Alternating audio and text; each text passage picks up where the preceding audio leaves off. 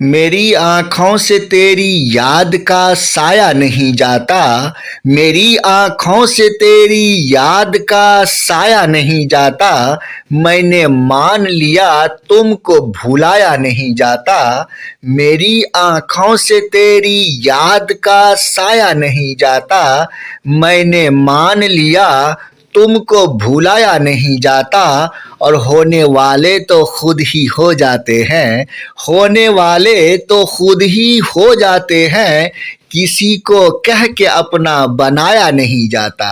آداب عرض ہے دوستو، میں ہوں آپ کا دوست آیت اللہ آیت، اور آپ دیکھ رہے ہیں اردو لورز یوٹیوب چینل۔ دوستو اس ویڈیو میں فیض احمد فیض کی ایک مشہور غزل کی تشریح کریں گے، تو آئیے دوستو ویڈیو کا باضابطہ آغاز کرتے ہیں۔ دوستو یہاں آ گئے غزل پہ، اور یہ ریختہ سے میں پڑھ رہا ہوں، فیض احمد فیض کی غزل ہے یہ، اور چھوٹی سی غزل ہے اور بہت زیادہ مشکل بھی نہیں ہے۔ تو دیکھیے شروع کرتے ہیں، ذرا زوم کر لیتا ہوں۔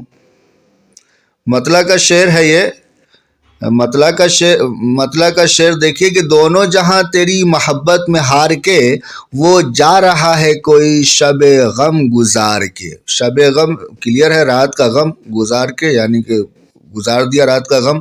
تو اس شعر میں شاید اصل کہنا یہ چاہ رہا ہے کہ اگر کوئی عاشق اپنی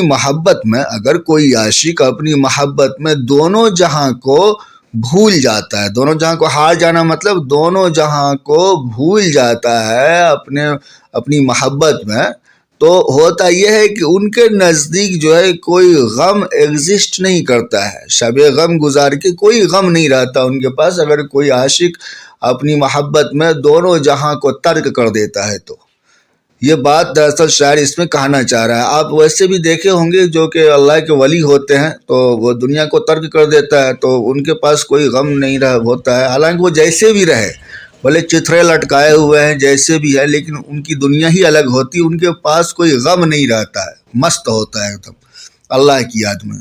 تو اسی بات کو شاعر نے یہاں کہا ہے کہ جب بھی کوئی عاشق جو ہے دونوں جہاں کو اپنی محبت میں ہار جاتا ہے، یعنی کہ آزاد ہو جاتا ہے دونوں جہاں کے، اس سے دونوں جہاں اس کو ترک کر دیتا ہے، تو ان کے پاس کوئی غم نہیں رہتا، وہ ہر غم سے آزاد ہو جاتا ہے۔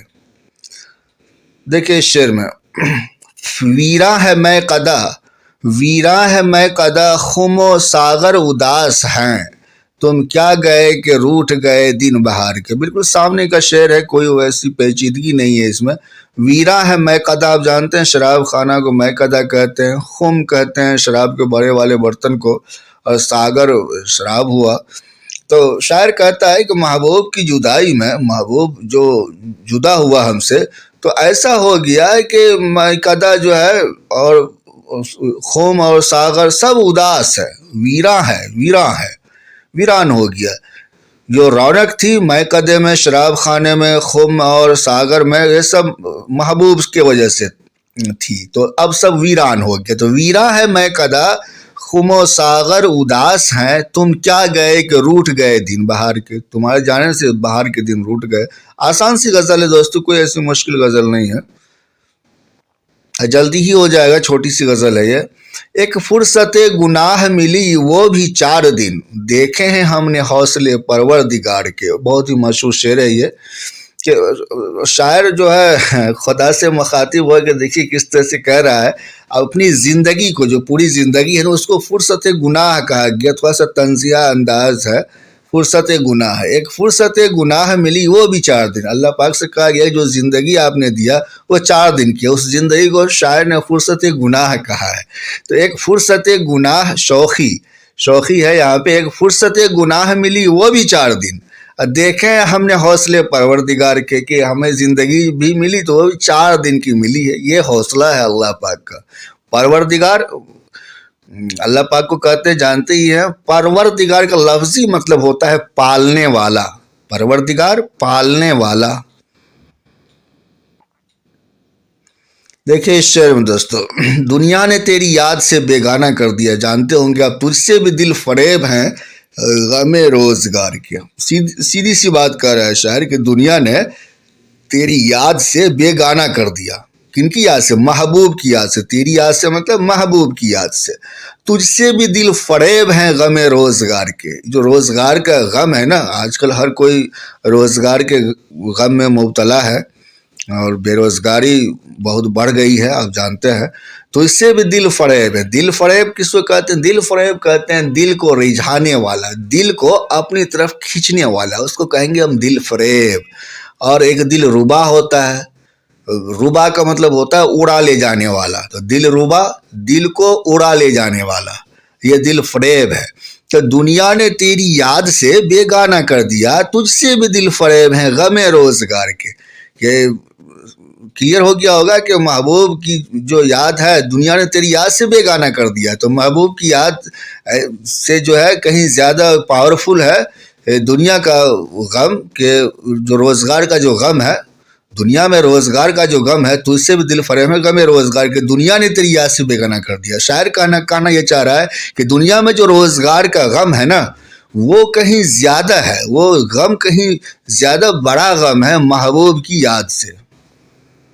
کیوں؟ کیونکہ اس روزگار کے غم نے، دنیا کے روزگار کے غم نے مجھے محبوب کی یاد سے بیگانہ کر دیا، تیری یاد سے بیگانہ کر دیا. اور فیض کو آپ جانتے ہیں رومان و حقیقت کا شاعر ہے. یہ رومانی انداز میں حقیقت کو بیان کرنے والے شاعر ہیں. اچھی شاعری کرتے ہیں، نو ڈاؤٹ، بہت ہی اچھے اشعار ہوتے ہیں ان کے. آپ نظموں کو پڑھیے، ان کے نظموں کو آپ پڑھیے. نظموں میں آپ کو زیادہ فیض صاحب نظر آئیں گے، اچھے سے سمجھ میں آئیں گے، کلیئر آئے گا. اور غزلیں بھی اچھی غزلیں ہیں، غزلیں بھی بہت ساری اچھی ہیں. کچھ تو ویسے ہیں، باقی بہت ساری اچھی غزلیں ہیں. دیکھیے، بھولے سے مسکرا تو دیے تھے وہ آج فیض. ختم ہو گیا، بس کچھ ہی اشعار تھے. بھولے سے مسکرا تو دیے تھے وہ آج فیض، مت پوچھ ولولے دلے نا کردہ کار کے. بھولے سے مسکرا تو دیے تھے وہ آج فیض.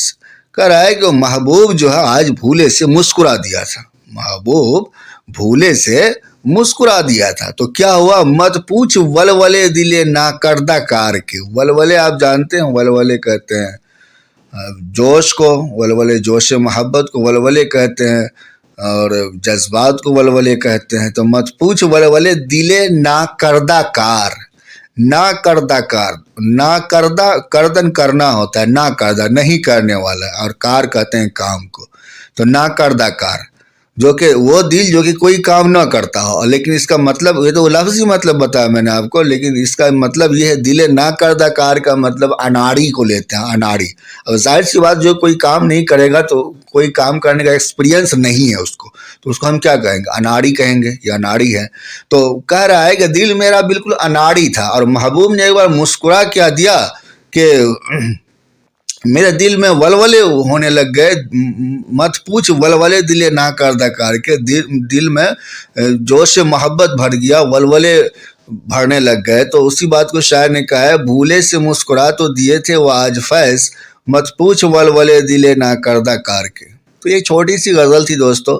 اور چلیے ملتے ہیں کسی نئے ویڈیو میں. اپنا بہت سارا خیال رکھیے. اللہ حافظ.